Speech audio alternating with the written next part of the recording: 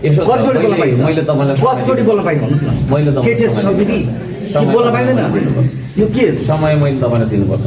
अरे मैले चाहिँ बोल्न पाउनुपर्छ। अध्यक्ष म हुँ नि त। अध्यक्ष तपाईँ हो कि बोल्न पाउने अधिकार मलाई छ। मैले पढ्दै गर्छु अनि मैले बोल्न पाउनुपर्छ। बोल्दै गर्छु। मान्य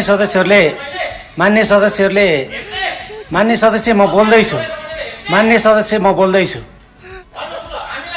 मान्य सदस्यको प्रश्नको उत्तर दिन खोज्दैछु।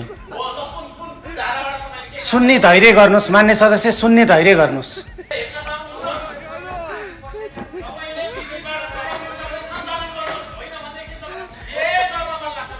मान्य सदस्य हर्क साम्पाङ, यो हर्कराज राई, यो सदन हो, यो प्रतिनिधि सभाको उच्च एउटा यो सभा हो। यसमा यहाँले प्रयोग गरिरहेको शब्दहरू गम्भीर छन्।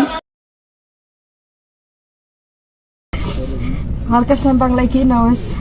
हर्का साम्पाङले जोडेको यो हरेक सम्बन्धहरू नछुटोस्।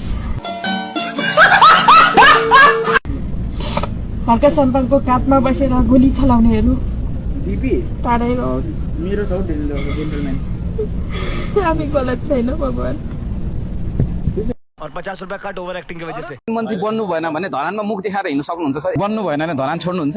नेपालको नागरिकता त्यागेर शरणार्थी दुईटा पार्टी एउटा हुँदैन कुनै। हर्क साम्पाङले भन्नुभएको छ म प्रधानमन्त्री बनिन भने देश छोडी शरणार्थी बन्छु भन्नुभएको छैन।